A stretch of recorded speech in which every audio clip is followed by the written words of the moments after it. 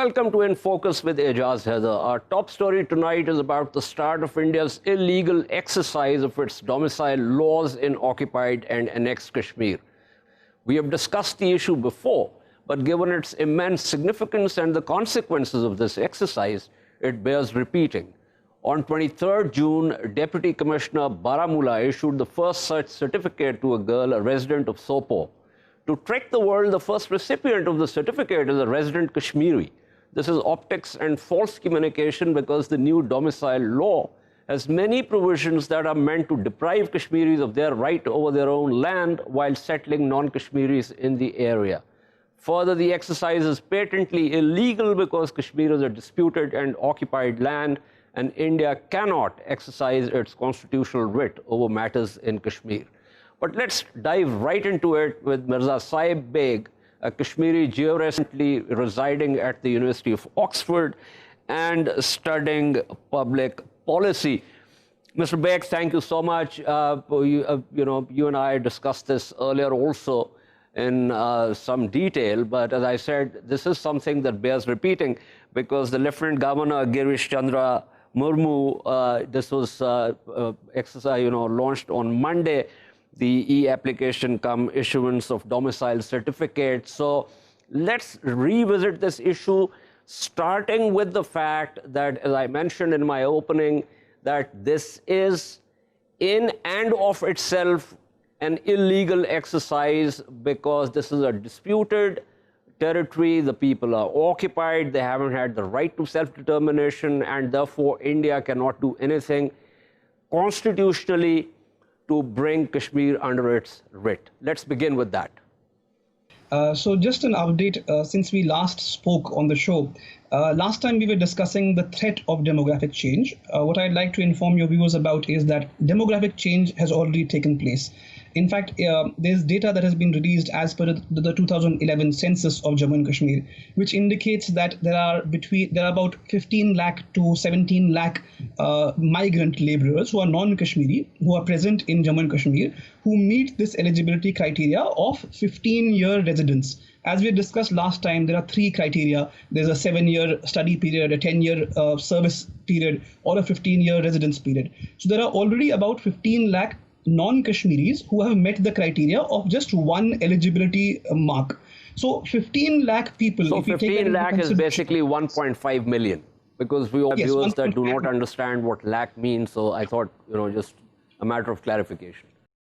Yes, that's about 1.5 million people. Now, the total population of Kashmir is around 12 million. So 1.5 million would be nearly 14 to 15% of the total population.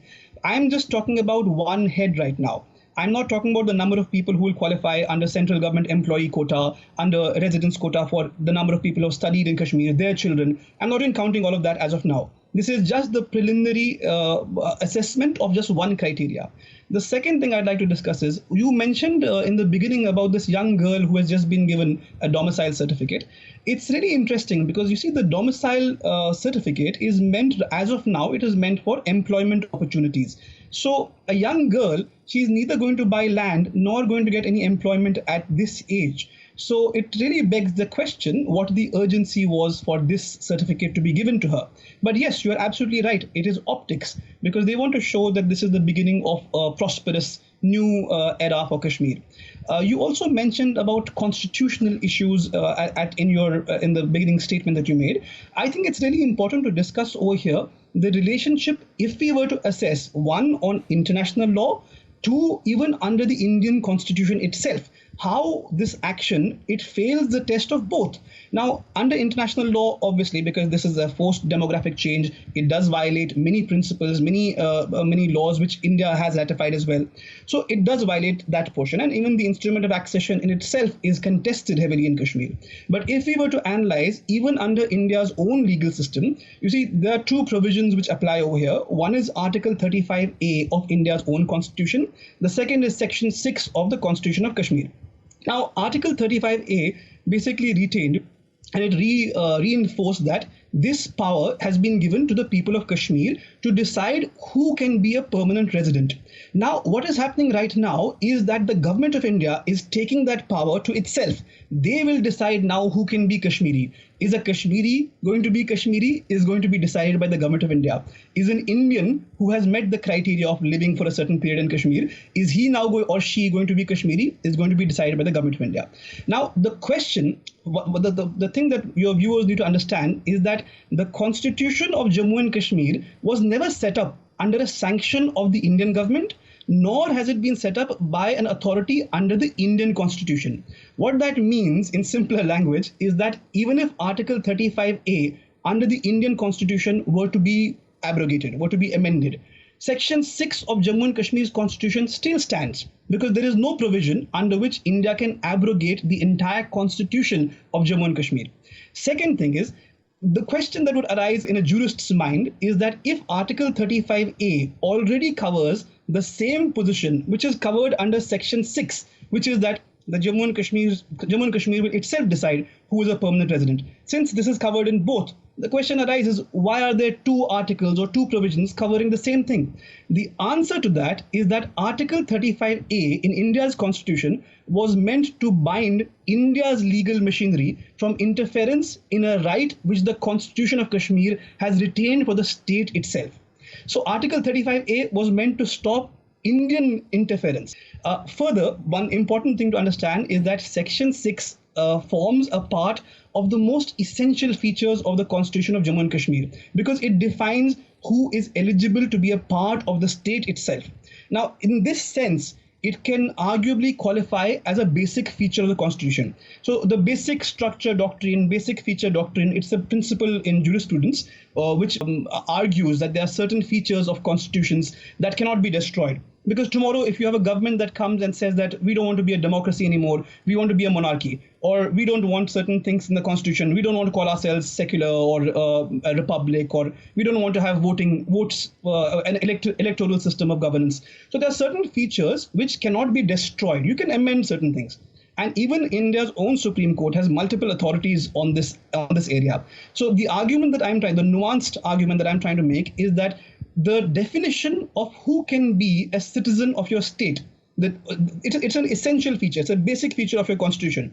And India's own Supreme Court has established that even an elected body cannot destroy the basic structure of the Indian constitution, let alone destroy the basic feature of a constitution which is not even Indian. But what is happening in Kashmir right now is that the basic feature of our constitution is being destroyed by an unelected bureaucracy. So it is not even an elected government, it is not even an Indian constitution, and it is a basic feature of our constitution which is being destroyed right now.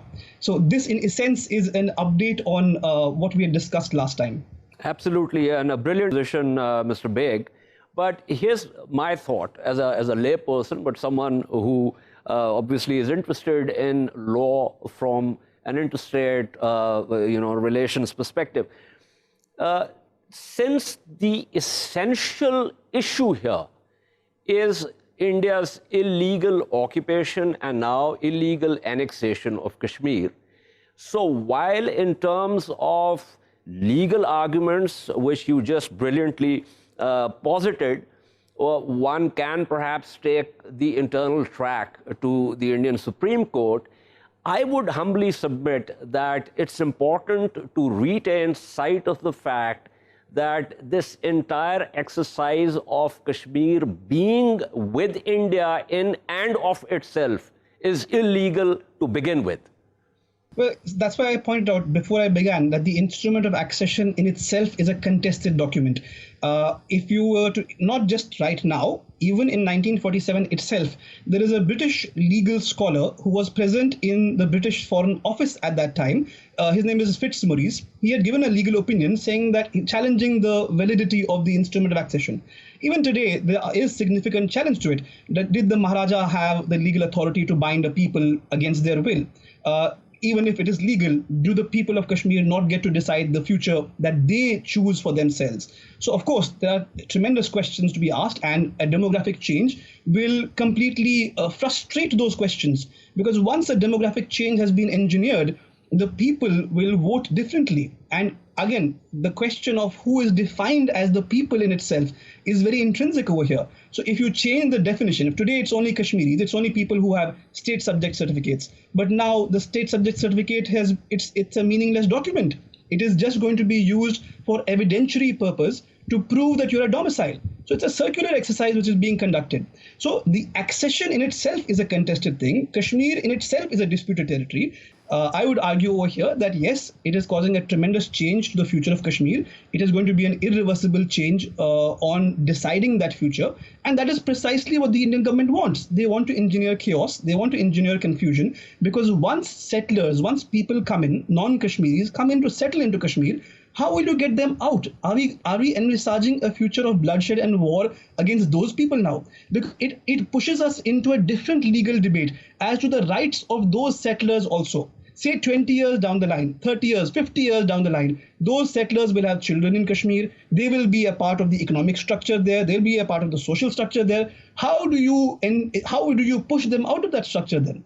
So it is complicating the situation. It is going to be an irreversible change. And as Kashmiris, we have been discussing this at almost every forum now, that this is this move is going to have a calamitous repercussion in Kashmir, because we do not know how much more volatile this situation can turn.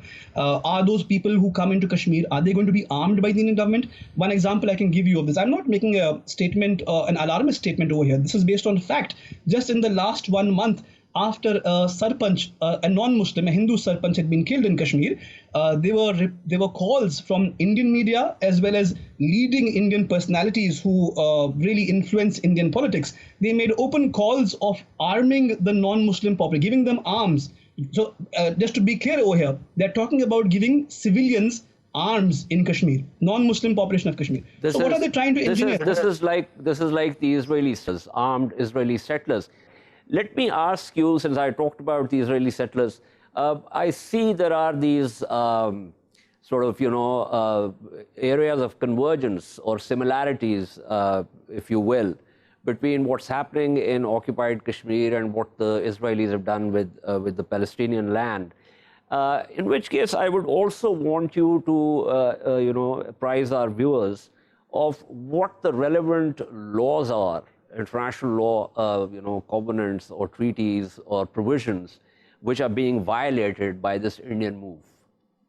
This is a very important thing, but I'd like to point out over here that while we see parallels with what is happening in Palestine, we cannot compare oppressions.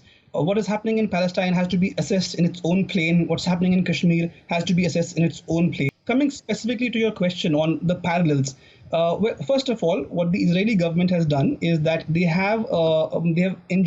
courts have engineered a principle known as the center of life principle, which is to show that a Palestinian has to show that his or her center of life is in Jerusalem. And if they fail to do that, they will lose their residency rights. There is also a provision where if they're accused of breaching allegiance or minimum loyalty to Israel, then they will also lose their residency rights. This has in fact happened in 2006. There was a case against 4 members of Hamas who had been elected to a legislative council. They elected to the Palestinian Legislative Council, and they were also their residency rights were revoked because they had been said to have breached minimum allegiance to Israel. Now, in India also, there is a tremendous wave of nationalism where you need to wear your Indian nationalism on your sleeve. And Kashmiris inherently are opposed to this for obvious reasons. So once these, if you take it to the logical conclusion, what does this nationalism mean? Proving your love for India. Should a territory like Kashmir, which is disputed, should the people of Kashmir be forced to prove their affection or allegiance to a territory that is oppressing them? Under international humanitarian law, it explicitly forbids the occupier from demanding allegiance of an occupied population. So, and of course, the demographic change also which is taking place, that is also against customary international law. It's an act of war. But again, the reason why a lot is not happening at the international front, for example, if you look at Palestine also, the same principles apply there as well. There are judgments also that have been passed by rulings that have been passed by international courts on what is happening what Israel is doing in Palestine. But no action is taking place because at the end of the day, international law is a toothless force of law. The reason you have to abide by the law is because that law carries penal sanction. If you don't abide by the law, you will be punished. You'll be jailed or you'll be penalized. But in international law, the only way to penalize someone is to either impose sanctions or go to war. So of course there is there's soft power diplomacy, and you can counter and challenge on that basis as well. But the most effective way is sanctions, or if you take an armed movement against it, a war against the territory that is breaking those rules. But of course, we don't, as Kashmiris, we don't advocate for war. We would prefer that we want India, Pakistan, and the people of Kashmir to live in peace, because we have no animosity against anyone. We are only but unfortunately, I totally agree with your sentiment, Mr. Beg, but unfortunately, there are times when one has to look at measures other than just simply talking about things. But thank you so much. It's always a pleasure talking to you and listening to your nuanced reasoning. We shall take a short break here and return to discuss India's new move against Pakistan, even as Delhi reels under the shock of new tensions with China. Stay with us.